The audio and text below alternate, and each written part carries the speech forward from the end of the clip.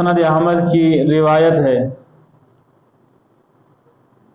پیغمبر علیہ الصلاۃ والسلام فرماتے ہیں کہ جو لوگ اپنے والدین کے ساتھ حسن سلوک سے پیش آتے ہیں، اللہ تبارک و تعالی اس کے بدلے میں انہیں 2 انعامات سے نوازتے ہیں۔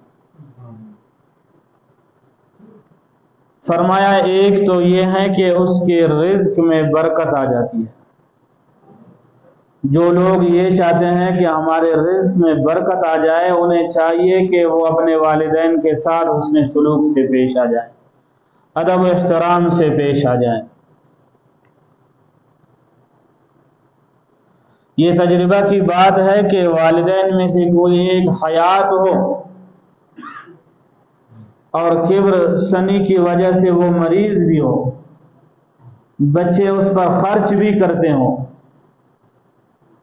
پھر بھی گھر کا گزارا ہو جاتا ہے۔ جب والدین دنیا سے رخصت ہو جاتے ہیں، گھر میں اضافی خرچہ کرنے کی ضرورت بھی نہیں پڑتی، پھر بھی بچے پریشان رہتے ہیں۔